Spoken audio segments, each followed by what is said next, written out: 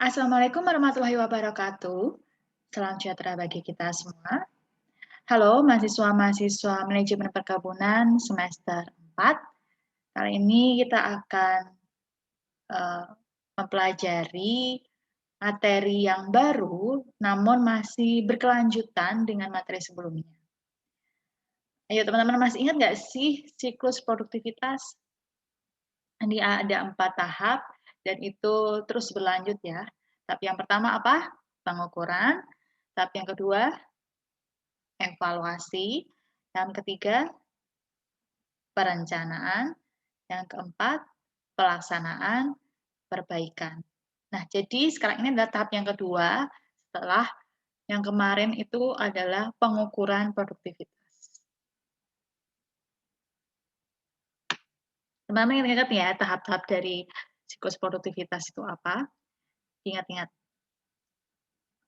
Oke, mengevaluasi itu artinya mengkaitkan hasil dari pengukuran dengan realitas yang ada di perusahaan atau di lapangan. Dan evaluasi ini harus bisa memberikan penjelasan mengenai masalah-masalah yang ada di perusahaan. Maksudnya bagaimana nih? Maksudnya, kalau misalnya kayak kemarin teman-teman hasil pengukuran produktivitas dengan Kopduklas, ternyata diketahui kalau yang membutuhkan pembenahan adalah faktor modal dan bahan baku atau tandan buah segar. Nah, itu kan baru hasil dari pengukuran secara datanya atau teorinya.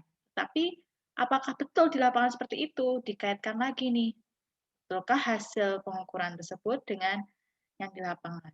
Sebenarnya di lapangan itu bagaimana sih tandan buah segarnya? Bagaimana sih masalahnya? Lalu saya tahu penjelasan masalah-masalah yang berkaitan dengan faktor yang harus dibenahi tersebut. Ya, jadi antara hasil pengukuran dengan yang ada di realita, dengan faktanya yang ada di lapangan maupun di perusahaan, itu dikaitkan. Itu yang namanya evaluasi. Lalu tahap-tahap dari evaluasi, ada 4, teman-teman ingat ya. Yang pertama, pilih dulu nih metode untuk evaluasinya, mau pakai metode apa. Nah, setelah ditentukan, membuat rancangan kerja. Apa-apa aja yang perlu dilakukan untuk bisa menyeimbangkan antara metode yang digunakan dengan faktor-faktor yang harus dibenahi yang merupakan hasil dari pengukuran produktivitas. Nanti saya akan jelaskan lebih lanjut ya. Jadi yang pertama, memilih dulu nih mau pakai metode apa. Yang kedua, bikin langkah kerjanya. Disesuaikan dulu antara metode dengan faktor hasil pengukuran. Lalu yang ketiga adalah melakukan pengamatan terkait dengan langkah kerja yang sudah dirancang. Dan yang terakhir adalah menuliskan, membuat listnya, mendata akar-akar dari permasalahan, hasil dari yang ditemukan di lapangan, hasil pengamatan. Alat evaluasi itu ada apa aja? Ada brainstorming atau berdiskusi atau bertukar pikiran, kemudian bertanya 5 mengapa, diagram Pareto, diagram Ishikawa, analisis SWOT, terus ada model bisnis kanvas, dan matriks kompetitor. Brainstorming. Ini maksudnya bukan, kalau di Indonesia kan bukan badai otak gitu ya, maksudnya saling bertukar pikiran. Nah, tukar pikiran ini untuk apa sih? Untuk menggali informasi. Menggali informasi mengenai masalah-masalah yang sebenarnya terjadi? Kenapa bisa produktivitas itu menurun? Nah, menggali informasinya ke siapa? Menggali informasinya ke pihak-pihak yang terkait, pihak-pihak yang tahu informasi itu. Dan ini bisa dilakukan face to face atau alias secara sendiri-sendiri, satu lawan satu, aku dan kamu aja, cie. Atau membentuk diskusi kelompok. Jadi kalau diskusi kelompok ya tujuannya supaya bisa saling melengkapi. Kalau yang satu ngasih pendapat ini, mungkin yang satunya punya pemikiran atau pemahaman yang lain, atau menemukan hal-hal lain yang bisa saling melengkapi informasi. Jadi ada plus minusnya. Kalau secara pribadi hanya satu face to face, satu persatu gitu ya, nggak berkelompok, itu mungkin akan lebih dalam lagi. Tetapi tidak bisa mendapatkan sudut pandang dari orang lain. Nah, kan tadi ada 4 langkah nih. 4 langkah untuk melakukan evaluasi. Yang pertama menentukan dulu metodenya apa. Kalau yang pertama kita menentukan metodenya adalah brainstorming atau untuk saling bertukar pikiran, bertukar pendapat. Nah, yang kedua menentukan kerangkanya. Kita membuat kerangka. Kerangka itu maksudnya apa? Apa-apa aja sih tahap-tahap yang akan kita lakukan? Kita tuh mau lakuin apa? Dibikin dulu hal yang mau dilakukan. Saya kasih contoh ya. Jadi kalau langkah-langkahnya bisa jadi menentukan siapa sih orang yang mau diajak bertukar pikiran. Misalnya nih langkahnya menentukan orang yang diajak bertukar pikiran. Kalau dilihat dari hasil pengukuran nih, contohnya aja yang kemarin, hasil pengukurannya ikan dan buah segar, TBS, dan modal itu yang harus dibenahi. Kira-kira orang yang diajak bertukar pikiran siapa aja? Yang berkaitan dengan modal dan berkaitan dengan dan buah segar. Misalnya saja bendahara, bagian produksi,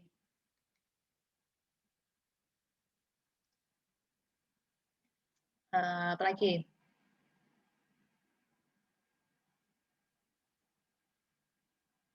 bagian sortir buah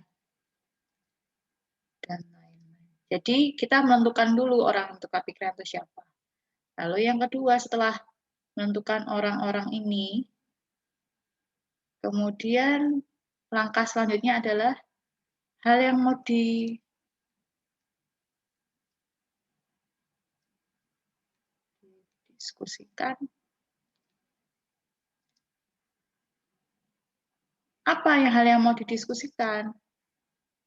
Misalnya kalau bagian bendahara, kira-kira kenapa ya modal bisa bikin menurunkan produksi?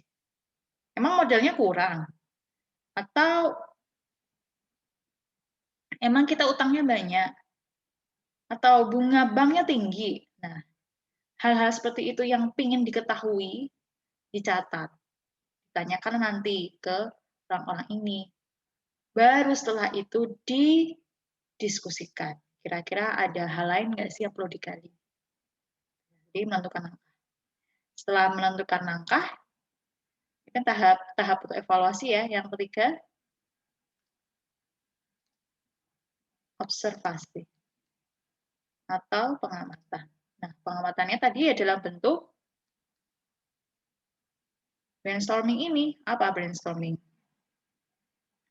Bertukar pikiran.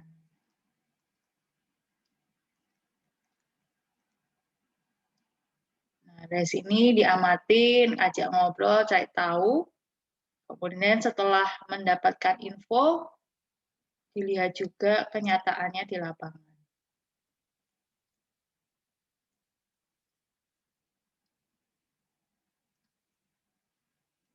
Nah, setelah mendapatkan informasi dari bertukar pikiran, terus melihat seni di lapangan, yang keempat, menentukan akar permasalahan.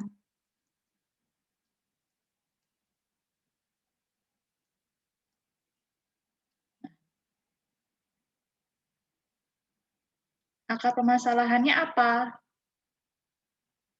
Oh, ternyata akarnya adalah tandan buah segar. Kok tandan buah segar? Ya, betul ya, tandan buah segar ya, TBS. TBS-nya ternyata kualitasnya jelek.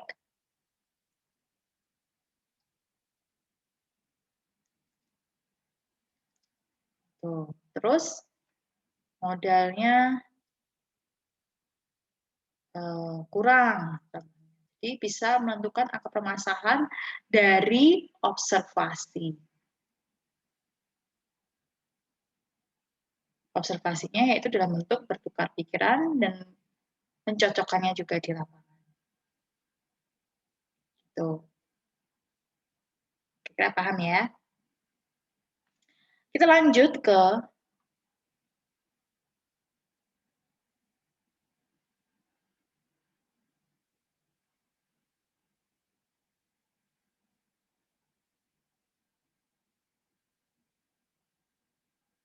bertanya 5 mengapa.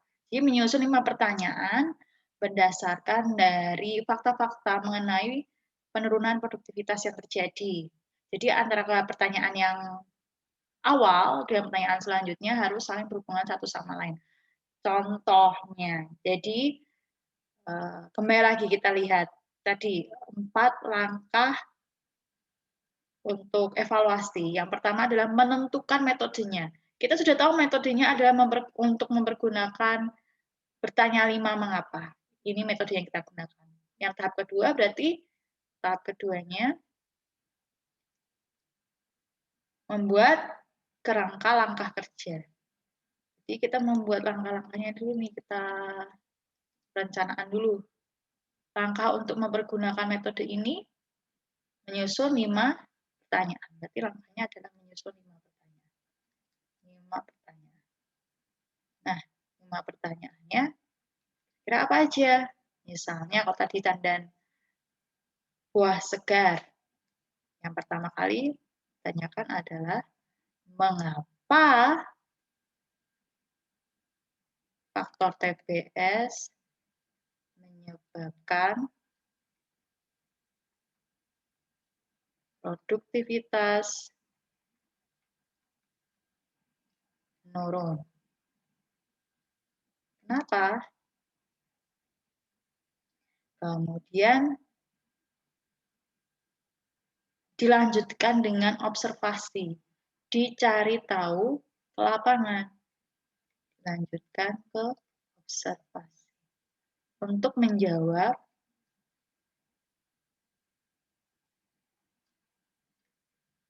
pertanyaan. Pertanyaan di atas yang mengapa itu tadi. TBS menyebabkan produktivitas menurun. Setelah tahu alasannya, oh ternyata TBS-nya itu kualitasnya jelek sehingga produktivitasnya menurun. Produk yang dihasilkan jadi lebih sedikit. Nah, kemudian muncul pertanyaan lagi setelah itu. Kan harus ada 5 mengapa kan? Mengapa yang kedua, contohnya saja. Kalau udah tahu nih jawabannya tadi kualitasnya menurun. Nah, mengapa kualitasnya menurun?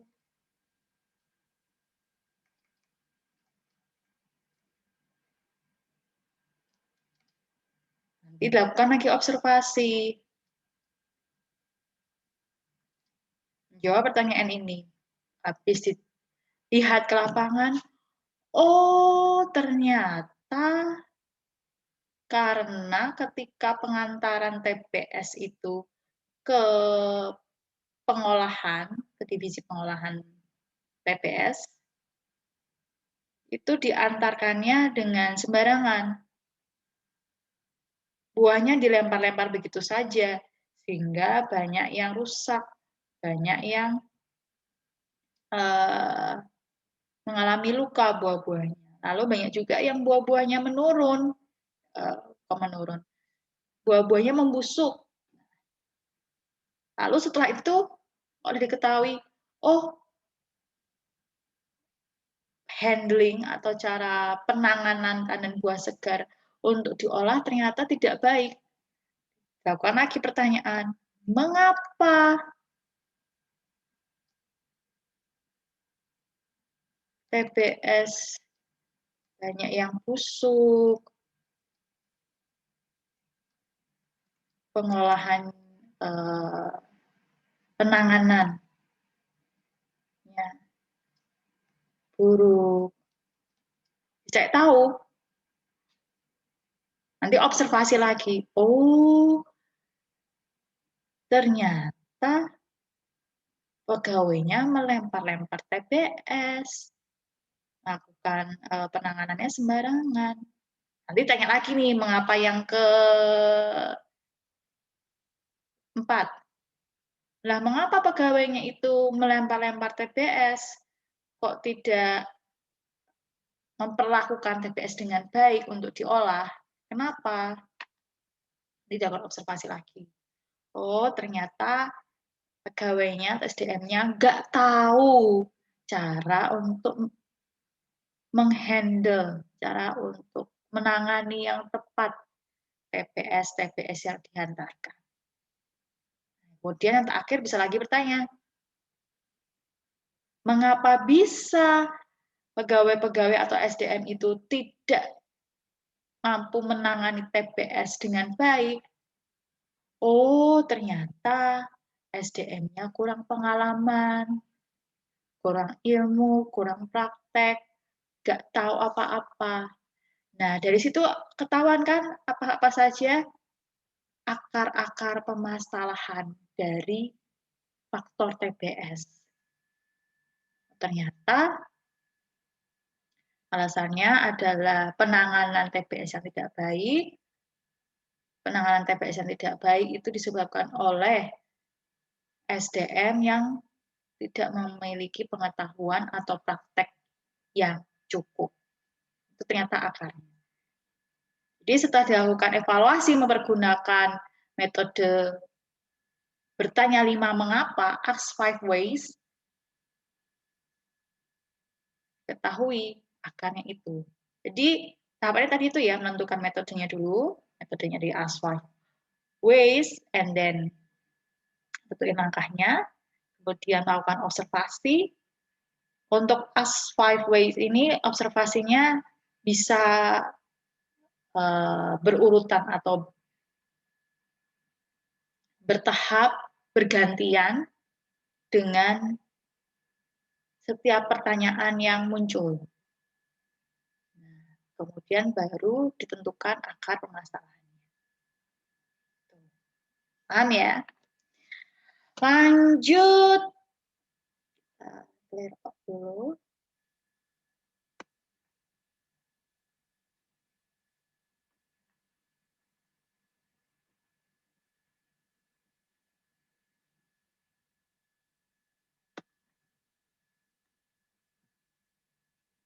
Ada namanya diagram Pareto. Jadi membuat diagram yang berdasarkan masalah-masalah yang dibuat dan frekuensi kejadiannya. Jadi kalau mau menggunakan diagram Pareto ini, ya sudah diketahui metode yang mau dipilih pada diagram Pareto. Berarti yang tahap kedua apa? Menentukan langkah. Menyusun langkah-langkah ya. Langkahnya apa? Langkahnya adalah menyusun masalah-masalah yang sekiranya terjadi berkaitan dengan faktor tersebut.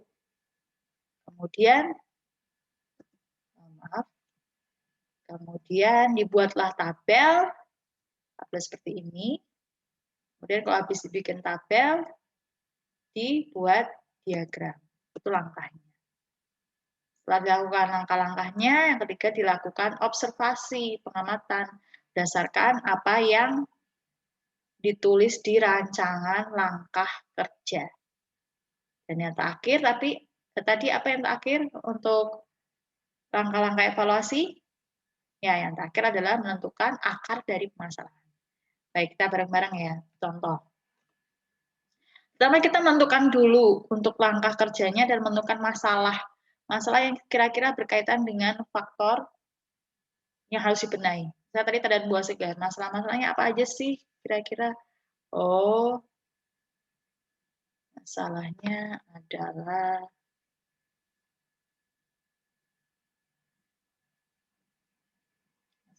ternyata kualitas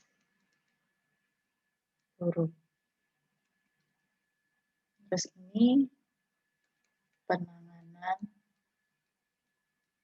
dan bakunya ya TPS tidak baik. Kira-kira apa lagi gitu ya diurutkan, disusun data.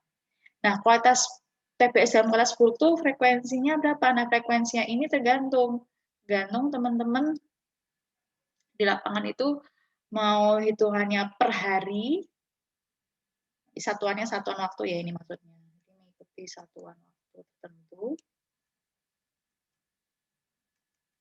Nah, ini bebas tergantung masing-masing perusahaan atau tergantung yang mengukur.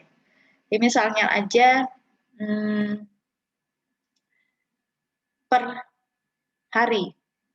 Oh, hari Senin misalnya. Hari Senin kualitasnya buruk nggak? Enggak, masih bagus kok. Nggak usah ditulis. Hari Selasa, kualitasnya buruk. Bikin satu tirus. Terus yang kedua, hari Rabu, dicek lagi. Kualitasnya buruk, lagi bikin. Hari Kamis, kualitas TBS-nya buruk. Catat lagi.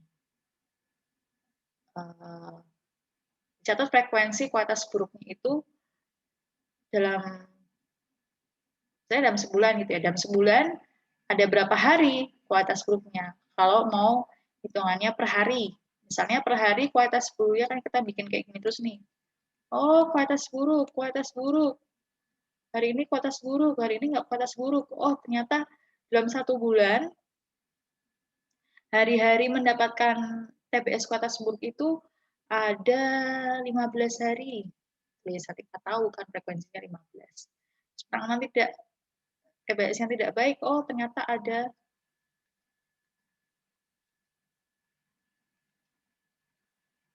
ternyata ada 20, udah 20 hari mendapatkan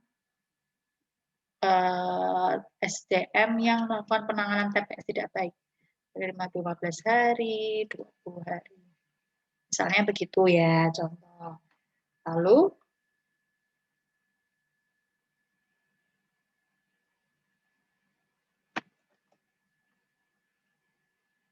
setelah tadi ada itu dibikin diagram. Misalnya yang paling tinggi tadi yang ada 20 hari nih, 20 hari.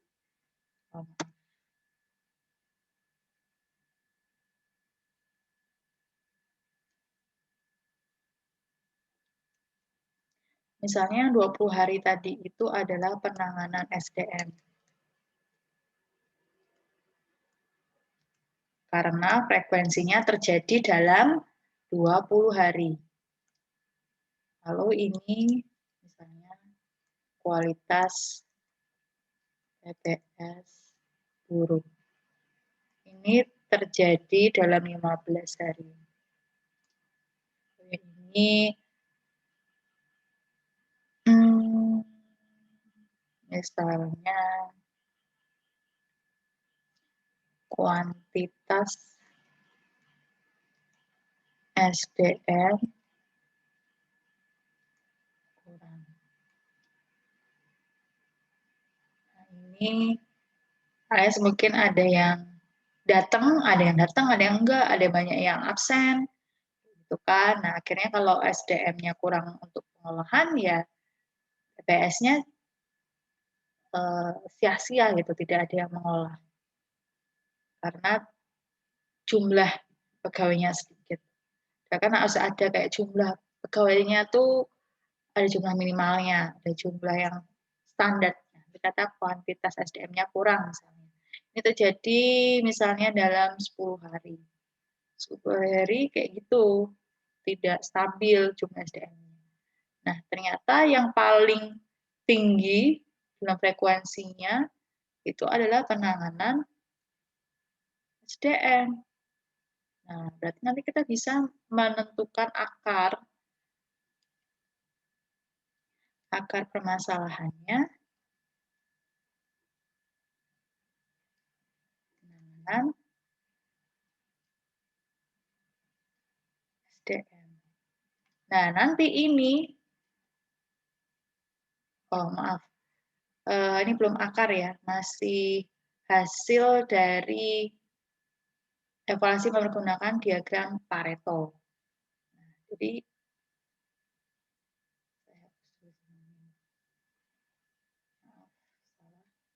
kita habis itu bisa tahu kalau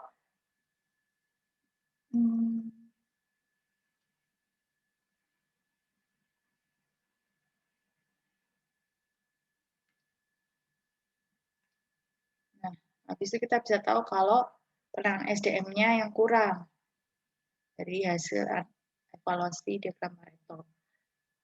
Ini dilihat dulu, observasi di lapangan.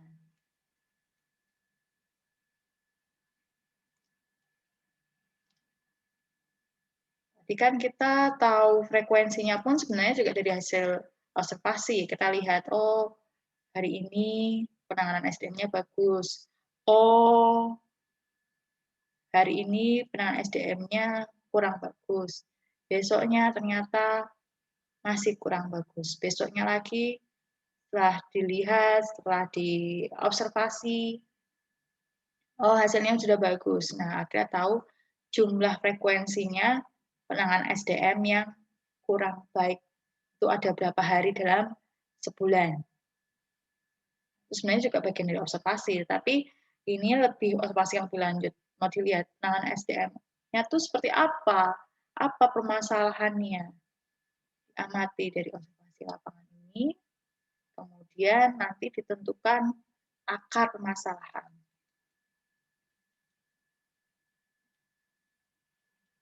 Oh, akar permasalahannya penanganan SDM. Kenapa penanganan SDM itu menjadi masalah? Karena ternyata SDM-nya tidak memiliki skill yang mumpuni. Skillnya masih kurang. Pengetahuannya masih kurang. Jadi, lebih detail lagi dari hasil diagram Pareto untuk akar permasalahannya. Seperti itu, teman-teman.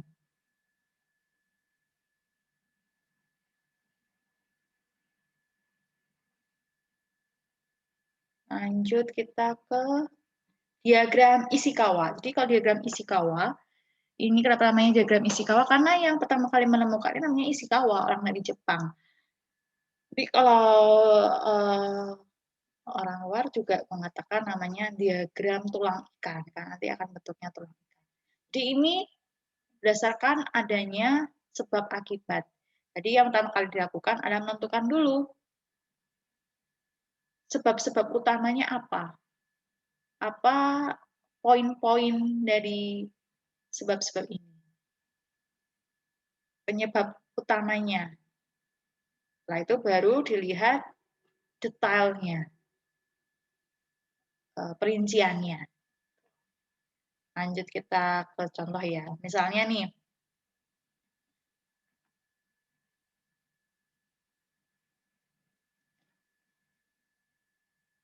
ini untuk penyebabnya ya. Penyebab dari tandan buah segar. Kita menentukan pokok-pokok permasalahannya dulu. Masalah-masalah intinya. Kalau dalam bahasa Indonesia nih, kalau dulu zaman kalian masih sekolah kan kalian pernah tahu nih kalimat umum dan kalimat khusus. Apa yang menjadi hal-hal umum dan hal-hal khusus. Yang umum-umum adalah yang general, yang ukurannya lebih luas, dan yang khusus adalah yang mendetail atau yang merinci di perinciannya. Sama seperti ini juga, kita bisa lihat yang menjadi sebab-sebab inti atau poin-poin intinya, pokok intinya apa. Dan kita pokok intinya adalah SDM misalnya, produknya, materialnya, metodenya, dan kebijakan. Nah, terus penyebab orang ini maksudnya gimana? SDM-nya itu maksudnya gimana? Ini dijelaskan di sini. Kita menjelaskan apa. Oh, setelah dicari tahu di lapangan, ternyata SDM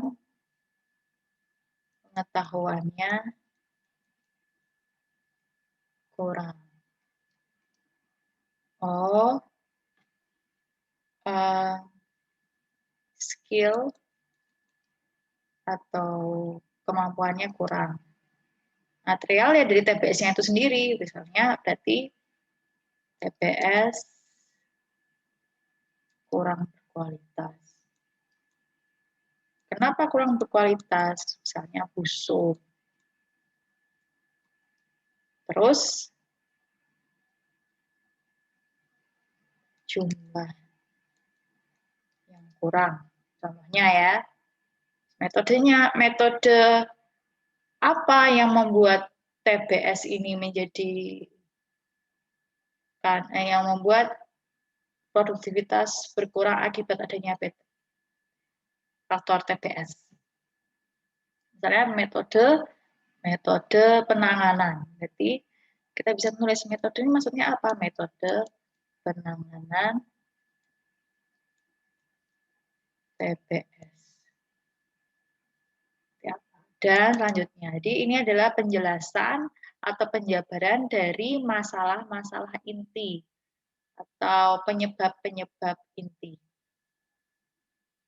Pokok-pokoknya. Ini ada pokoknya, kemudian daftar-daftarnya adalah penjabarannya atau penjelasan.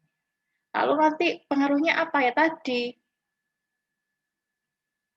TBS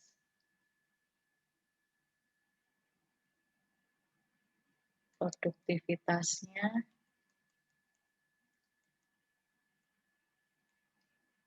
menurun.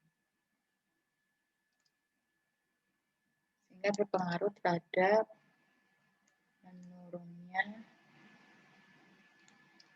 produktivitas total perusahaan. Itu ya teman-teman ya. Jadi kalau kita mempergunakan diagram Ishikawa, tahapannya apa untuk bisa mengevaluasi hasil pengukuran? Yang pertama, ya tadi kita sudah menentukan menggunakan metode diagram Ishikawa. Yang kedua, langkah-langkah kerja. Kita catat dulu nih mau langkah-langkah kerjanya. Kalau mau pakai diagram Ishikawa itu apa aja sih yang harus dibuat? Yang pertama harus membuat tabel sebab akibat. Kemudian setelah membuat tabel sebab akibat, membuat apa lagi? Menyusun sebab-sebab yang berkaitan dengan faktor yang harus dibenahi dari hasil pengukuran produktivitas. Nah, pokok-pokok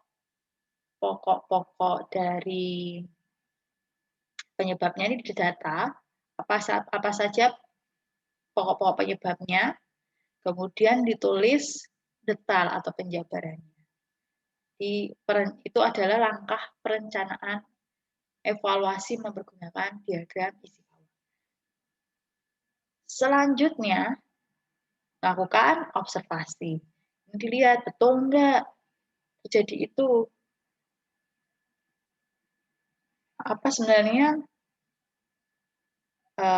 permasalahan SDM sehingga TBS-nya jadi menurun. Diselidiki. Nah, setelah dilakukan pengamatan, bisa disimpulkan akar-akar permasalahannya.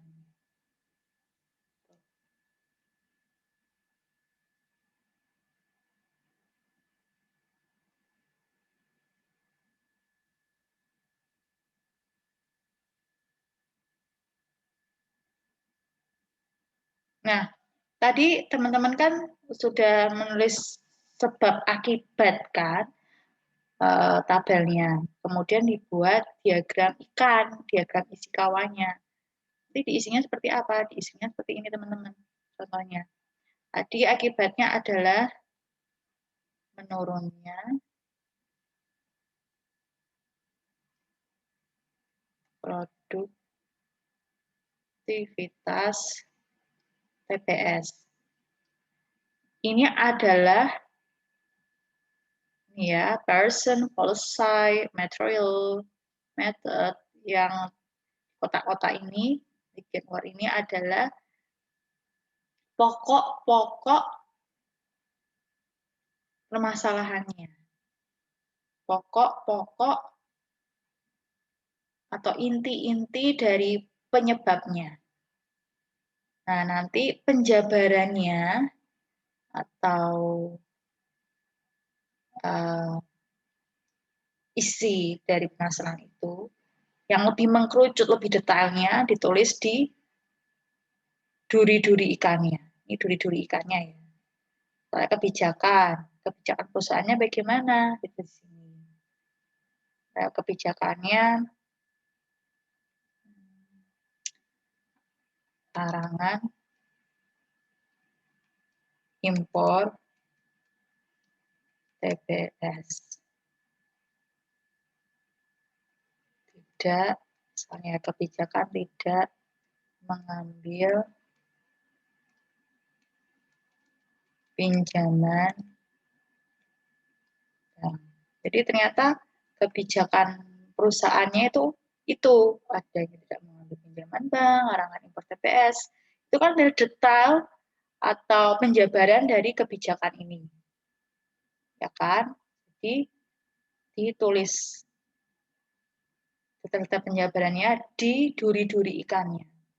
Ini adalah pokok atau inti penyebab dari permasalahan. Nah, ini adalah akibatnya. Sebab-sebabnya, ini pokok-pokok atau masalah-masalah inti, ini adalah yang di duri-durinya adalah penjabarannya. Penjabaran dari pokok-pokok inti. Paham ya? Nanti kalau udah baru ketahuan nih, ini permasalahan ini, pokok-pokok akar-akar permasalahannya apa aja. Bisa dilihat.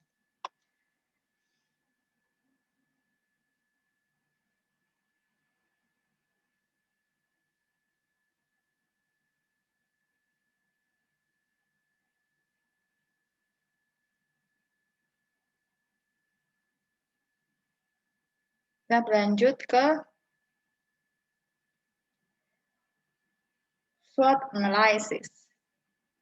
Nah, SWOT analysis ini kita bisa menentukan strength. Strength itu apa? Kekuatan. Weakness itu apa? Kelemahan. Opportunities, peluang. Threats, ancaman. Jadi menentukan apa-apa aja yang berkaitan dengan kekuatan, kelemahan, peluang, dan ancaman. Jadi tadi kayak kita ngomongin lagi tandan buah segar nih, tandan buah segar lagi ya diulang ya. Kekuatannya, kekuatan perusahaan ini apa sih sebenarnya berkaitan dengan tandan buah segar? Kekuatannya adalah jumlah yang misalnya kuantitas yang banyak. Kelemahannya apa? Meskipun kualitasnya banyak, ternyata kualitasnya rendah. Peluangnya apa? Oh, ternyata di daerah itu yang mengelola sawit sedikit, tidak banyak perusahaan. Jadi otomatis saingannya sedikit, ada peluang. Ancamannya apa? Ancamannya apabila itu terus berlanjut, ternyata bisa membuat perusahaan bangkrut. Itu adalah ancamannya. Itu contohnya ya. Jadi menganalisis kekuatan, kelemahan, ancaman, peluang perusahaan tersebut berkaitan dengan faktornya. Jadi sangkut pautkan antara SWOT ini, SWOT yang dimiliki perusahaan dengan faktor yang perlu dibenahi hasil dari pengukuran. Jadi SWOT-nya ini yang dimaksud SWOT di sini analisisnya bukan SWOT secara umum, tapi harus dikaitkan lagi dengan apa yang mau kita lihat, apa yang mau dibenahi. Oh, mau dibenahi tandan buah segarnya. Nah, tandan buah segarnya itu kalau dianalisis secara SWOT, bagaimana? Jadi disangkut pautkan. Nanti akan untuk menyangkut pautkannya, otomatis juga harus observasi ke lapangan. Kalau udah ke lapangan, berarti tahu apa-apa aja, kemudian bisa diambil benang merahnya untuk mengetahui akar masalahnya. Ya. Nah, selanjutnya sebenarnya kalau misalnya udah tahu apa-apa tadi SWOT-nya, apa aja kelemahan, kekuatan, peluang, ancamannya, itu nanti secara kuantitatif, jadi ada ukurannya, itu sebenarnya ada nilai-nilainya, ada poin-poinnya. Nanti dengan poin-poin tersebut bisa diketahui, di mana sih sebenarnya letak perusahaannya itu, di mana posisinya. Ya, biasanya ada yang disebut dengan kuadran 1, 2, 3, 4. Letaknya di kuadran mana? Nah, kalau misalnya ternyata di kuadran yang bagus, ini saya kasih contoh ya, membayang-bayangkan bingung. Nah, ini kan kalau diagram itu kan sana positif, ya kan teman-teman? Ingat nggak? Atau mungkin di SMA yang dapat kalau bikin koordinat -1, -2, ini 1, 2, 3. Jadi yang ke atas positif, yang ke bawah negatif. Yang ke kanan positif, yang ke kiri negatif. Ya kan? Nah, kalau letaknya perusahaan itu setelah dianalisis mempergunakan angka-angka tertentu, ternyata ada di sini. Ini ya, perusahaannya ada di sini. Itu berarti semua positif. Karena koordinatnya di atas dan kanan. Positif. Jadi bagus. Nah, ternyata yang bagus juga ada satu kompetitor ini. Nah, ini perlu dianalisis kompetitor yang sama-sama positifnya nilainya bagus ini. Gimana sih dia? Nah, kita kayak membuat analisis tapi bukan untuk perusahaan sendiri, tapi untuk perusahaan orang lain. Berdasarkan pengamatan secara singkat, pengamatan secara sekilas. Oh, perusahaan itu, perusahaan musuh nih, perusahaan lawan, kompetitornya perusahaan kita, itu punya kekuatan apa aja, kelemahannya apa aja, kemudian ancamannya apa aja, peluangnya apa aja. Nah, dengan adanya seperti itu, otomatis akan lebih memudahkan untuk mengevaluasi, mengetahui apa sih yang kurang dari perusahaan kita dibandingkan dengan perusahaan lain. Apa sih yang perlu dibenahi? Masalah apa sih yang sebenarnya mendasari penurunan produktivitas? Jadi, membandingkan dengan kompetitor-kompetitornya. Jadi, dilihat. Karena yang ternyata yang satu wilayah, satu kuadran, satu daerah koordinat, itu hanya satu kompetitor. Kalau ternyata nanti ada banyak kompetitor, ya nanti semua kompetitor itu juga dianalisis SWOT-nya, dianalisis kelemahan, kekurangan, ancaman, dan kelemahan, kelebihan, ancaman, dan peluangnya. Gitu ya, teman-teman.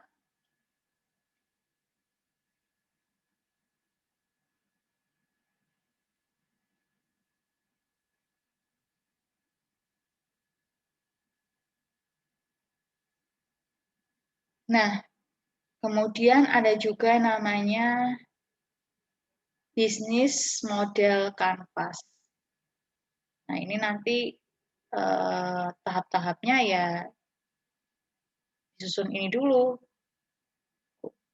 Partner kunci siapa, aktivitas kunci apa, sumber kunci apa, proposisi nilai-nilainya seperti apa, terus hubungan customer-nya bagaimana, channel-nya bagaimana, kemudian segmen customer-nya gimana, sumber-sumber pendapatannya gimana, struktur biayanya gimana. Kalau ini kompleks sih teman-teman. Jadi dari satu faktor dianalisisnya banyak banget. Jadi pertama kalau faktornya tadi faktor tandan buah segar. Oh, partner kunci yang berkaitan, stakeholder yang berkaitan. Misalnya apa? Dari distributor atau dari importer atau dari perusahaan rekanan. Ini yang dimaksud adalah pihak-pihak yang bekerja sama yang menjadi kunci atau yang memiliki peran penting untuk tersedianya tandan buah segar, untuk peningkatan produktivitas dari tandan buah segar yang tadi.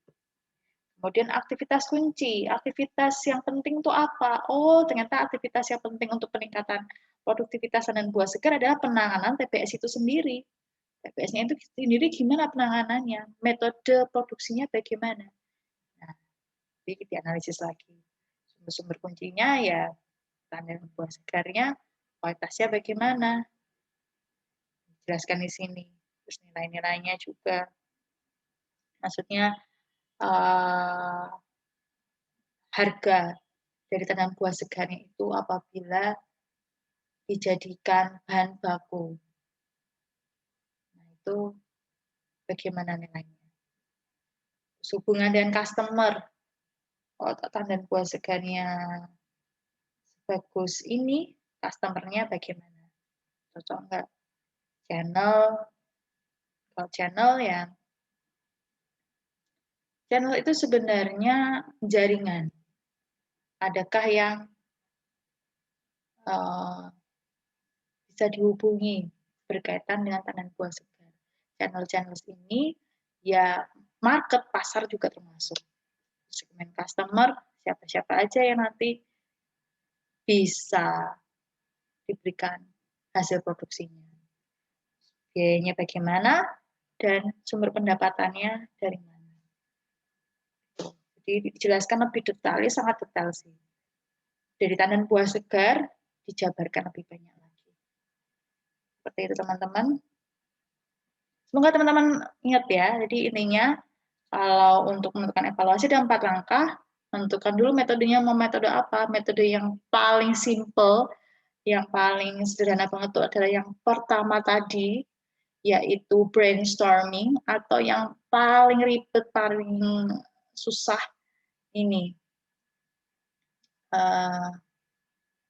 kanvas model bisnis, atau papan ya, papan model bisnis. Ini ada penjabarannya lebih banyak lagi. Nah, terserah mau milih yang mana. Nah, setelah menentukan metode yang mau digunakan, yang kedua adalah melakukan rancangan langkah kerja. Langkah-langkah kerja apa sih yang mau dilakukan terkait dengan metode itu? Yang kita mau cari tahu apa-apa aja dicatat untuk langkah kerja.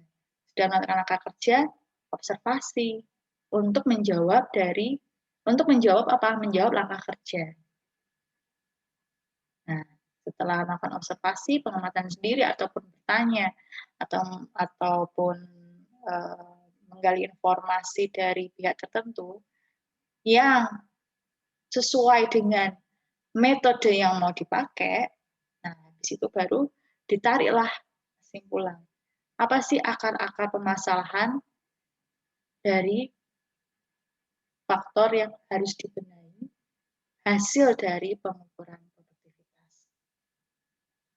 4 langkah ini dikaitkan dengan per metode yang mau digunakan. Ya teman-teman, kita sudah selesai. Teman-teman semoga paham semuanya. Terima kasih atas perhatiannya.